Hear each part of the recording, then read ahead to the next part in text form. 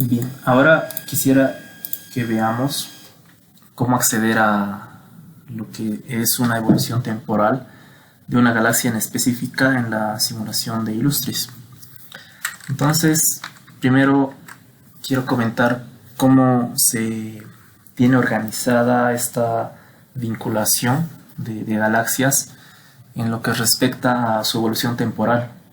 Por ejemplo, cuando Z es 68, ¿no? En esa posición de la simulación en lo que respectan los snapshots o la posición temporal, recordemos que cuando Z vale 0 estamos hablando del momento actual, y a medida que Z incrementa estamos yendo hacia atrás en el tiempo. Entonces, si bien estos esquemas no reflejan en absoluto lo que debería tal vez significar una evolución morfológica de una galaxia, dado que no necesariamente aumenta o disminuye de tamaño, lo que quiero mostrar es que para un determinado snapshot, en este caso Z igual a 68, una determinada galaxia o subhalo dentro de la simulación Illustris tiene asociado un ID, un número único de identificación dentro de lo que es la simulación de Illustris en general. Sin embargo, cuando se realiza el proceso de cálculos que conllevan a un proceso de establecer cuáles van a ser los nuevos parámetros morfológicos, físicos, químicos de este sector, de este subhalo en particular, se crea un nuevo ID. Entonces la que era una misma galaxia pasa a tener un nuevo número identificador, y así sucesivamente. A medida que pasa el tiempo, en este caso hacia atrás, vamos a tener un identificador único a través del cual nosotros, ya vimos antes, podemos obtener toda la información asociada en lo que pueden ser parámetros de masa, metalicidad, cantidad de partículas, agujeros negros, materia oscura, etc. Entonces, teniendo esta idea clara de cómo es que se realiza esta vinculación, y de hecho hay un parámetro o un comando que está asociado a cada galaxia, que está relacionado con un descendiente, nosotros obtenemos el nuevo ID.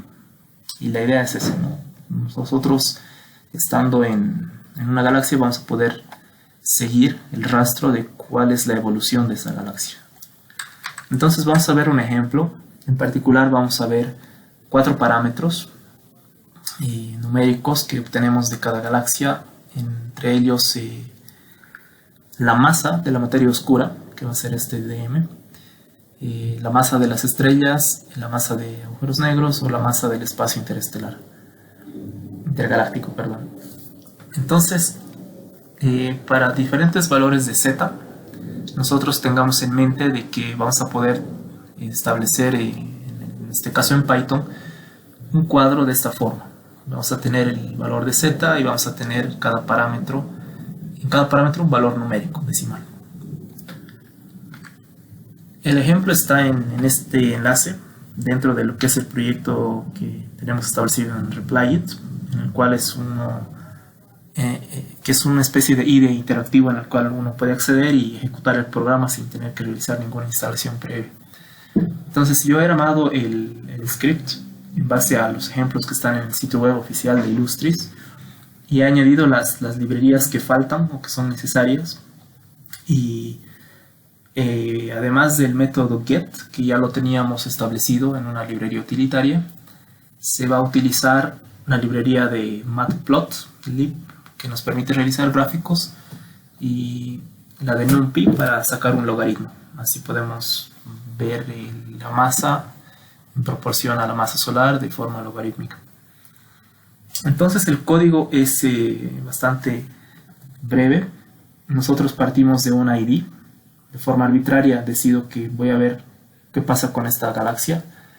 Con esto yo formo una URL en la cual yo decido acá cuál es la simulación, cuál es el valor de Z inicial, en este caso 68, y voy a añadir el ID con una concatenación de tipo texto para poder aplicar el método get y obtener en esta variable SV o SUB el subhalo que corresponde a este ID. Entonces dentro de Python es como que esta variable ya contiene toda la información de esa galaxia en particular. Ahora voy a preparar un diccionario, que es una estructura de datos que tiene Python, que a diferencia de las listas o las tuplas o una serie de valores que permiten, de variables que permiten almacenar datos numéricos o de otro tipo, el diccionario es muy útil para que después podamos hacer un solo gráfico en el cual podamos ver varios parámetros. Entonces acá no tenemos más que los campos que voy a necesitar, diríamos, asociar a cada galaxia o a cada etapa de formación de esa galaxia, en el cual el snap hace referencia al valor de z, ¿verdad? El snapshot comenzaría en z igual a 68 y va a ir incrementando hasta lo que es el último valor en Illustris, ¿no? Que es 130 y algo. En la nueva versión de simulación, que es TNG, el z llega a 250 si no me equivoco. Entonces el ID naturalmente es otro parámetro que necesitamos. La masa vamos a obtener de las estrellas, la materia oscura, el espacio interestelar y los agujeros negros. Y aquí en este gráfico, una vez procesado esto, vamos a ver los 4 valores. Entonces partimos desde Z68 y vemos casi en Z igual a 105 por ejemplo, incremento abrupto de lo que es la masa, y esto es debido a que puede darse una colisión, o de hecho acá se menciona de hecho que hay una situación en la que la galaxia diríamos, fusiona con un halo mucho más grande, y por eso es que existe este incremento. Entonces, una vez obtenido el diccionario, acá hay una estructura recursiva, se denomina bucle while, que va a ir realizando la búsqueda de todos los descendientes. Por eso acá accedemos al parámetro des, que es descendiente, y la s viene de subhalo, y el FID va a ser la forma en que nosotros estamos buscando estos números en azul. Entonces partimos de este valor y vamos preguntando si tiene una segunda galaxia hijo, ¿no? Entonces mientras tenga una galaxia asociada, vamos caminando hasta que va a llegar un punto en el que ya no hay más. Entonces sucede dentro de una convención que se tiene para este tipo de estructuras, que ese valor del ID o de Z va a ser -1. Entonces, mientras Z no sea -1, significa que tenemos adelante una galaxia que podemos utilizar.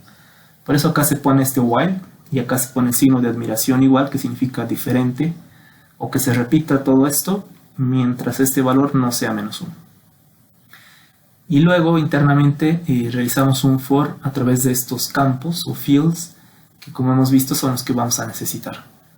Y lo que hacemos es, en esa variable r, que es el diccionario, vamos añadiendo con el comando append cada uno de los valores de ese campo. Por eso acá tenemos el sub, que habíamos dicho es la variable donde tenemos todos los parámetros, y accedemos a cada uno de los campos que están acá y los guardamos en una variable r. Entonces hemos accedido, recordando una vez más, a través del método get a la base de datos, se guardó en esta variable sub, y ahora, como yo quiero ver muchas galaxias, estoy utilizando un diccionario que es como una lista especial o una tabla muy parecida a esta, en la que yo lo llamo diccionario porque tengo la definición de, por ejemplo, materia oscura. Entonces busco para qué valor de Z y ahí voy a tener un valor. Entonces en R voy grabando todo esto, pero es importante que antes de terminar el bucle yo actualice el valor de la variable sub. Es por eso que acá, si yo realizara esto sin hacer ningún cambio, estaría siempre trabajando sobre la misma galaxia. Lo que pasa es que aquí yo puedo realizar este comando que me dice get, o sea, obtener los datos de esa galaxia, pero de la galaxia descendiente. Para eso accedo a lo que es related, que me da la opción de acceder a todos los parámetros en los cuales se vinculan los objetos entre sí, y entre ellos selecciono la opción que es sublink descendant. Entonces con esto yo tengo al descendiente. Recordemos una vez más, estamos accediendo a esta galaxia. Ahora tendríamos en R nuestra tabla armada, la podríamos imprimir y desde la línea 25, por ejemplo, ya tendríamos una tabla de este tipo y la podríamos graficar con cualquier herramienta. Particularmente en Python nosotros podemos, bueno, es conveniente sacar el logaritmo de esta masa para que podamos visualizar mejor los resultados. Entonces utilizamos la librería de NumPy que nos permite hallar ese logaritmo de las masas. Acá estamos viendo, bueno, un ciclo for que va a ir recorriendo por cada uno de estos 4 parámetros para realizar ese cálculo. Y lo que pasa acá es que al hacer el logaritmo, por ejemplo en estas discontinuidades, hay una división entre 0. Por eso yo añadí esta línea 27 que no está en los ejemplos, y es porque algunos ejemplos están en el sitio web oficial con Python 2.7, pero ahora estamos procurando mantener esta librería de pruebas en Python 3. Entonces es necesario que de forma explícita yo diga que vamos a ignorar los errores de división entre 0, porque si no acá se detiene el programa y sale una advertencia de una excepción, que no se puede ejecutar esta línea. Entonces una vez que hayamos el logaritmo, lo grabamos en esta variable más log sum msum, que es masas solares. Recordemos que acá lo vimos en la anterior presentación. ¿Por qué 0,704? Eso está asociado a la simulación, al parámetro h. Y bueno, 1 por 10 a la 10 es la escala, ¿no?, en la que se trabaja, el factor que siempre tenemos que utilizar para lo que son masas. Con todo esto yo puedo crear el gráfico, ¿no?, el diagrama, un plot, añadiendo como uno de los parámetros este valor de la masa que estoy calculando, y esto se va a repetir para cada uno de estos valores. Y es importante mencionar que R es un diccionario, está manejando de forma matricial, diríamos, toda la fila de materia oscura, digamos. Es como una lista, es como un vector, al cual si yo aplico logaritmo con la librería NumPy, se aplica el logaritmo a todos los términos, uno por uno. No tengo que realizar ningún ciclo for. El ciclo for acá me va a recorrer solamente los 4 parámetros que tengo acá. No realizo una iteración exhaustiva de cada valor de z, porque z va a ir variando, sabemos, desde 68, que está acá al inicio, hasta el último valor de z en la simulación Illustris. Eso es importante recordar, que la librería NumPy es como una forma en la cual nosotros vamos a procesar todas las variables de Python en forma matricial o vectorial. Así no tenemos que añadir bucles adicionales. Finalmente le damos algo de formato al cuadro, como la etiqueta de las abscisas, de las ordenadas. Acá podemos utilizar sintaxis de LaTeX, obviamente, entre símbolos de moneda. Por ejemplo, acá M mayúscula barra baja nos está permitiendo añadir un subíndice. Y el O es el símbolo que se utiliza por convención para representar algún parámetro solar, ¿no?, que es un redondo con un punto al centro. La leyenda, aquí yo decido dónde quiero verla. Lower right significa que va a estar acá. Y finalmente puedo añadir una rejilla, que son esas líneas plomas, la cuadrícula, y finalmente pongo mostrar. Todo el script funciona sin ningún problema en Reply. Se genera el gráfico en una ventana dentro del navegador, así que les pido que lo prueben. Entonces, en base a esto yo propongo 4 ejercicios. El primero sería ver qué pasa con otras galaxias o con otro subhalo. Entonces, modificando este ID, nosotros vamos a poder ver otro tipo de gráficos. Otro valor que podemos modificar es el valor de z, no comenzar en 68, podemos comenzar antes, incluso en 0, e ir viendo cómo se van desarrollando esos gráficos. Una tercera propuesta sería dejar de usar o de buscar lo que es masa y trabajar con metalicidad. Para eso va a ser necesario también considerar esta convención de metalicidad solar que se maneja, ¿no? Para eso hay que revisar la documentación y también la forma en la que vamos a calcular este logaritmo, para que sea un gráfico en las unidades o en la forma en la que se suele presentar la metalicidad. Y finalmente yo quisiera que dejemos de usar el Illustris 1, que es en lo cual están los ejemplos, y pasemos a la nueva versión, que es el TNG. Entonces para eso solo hace falta cambiar acá en la URL este valor y podemos utilizar cualquiera de estos, como ya hemos visto. Todos están disponibles. Eso sería todo. Tal vez recordar que para acceder a la base de datos es importante tener un registro en la página web oficial de Illustris, y eso está en una de las presentaciones anteriores, porque se nos asigna un API key, una llave API, para que nosotros podamos acceder a estos valores. Y termino acá.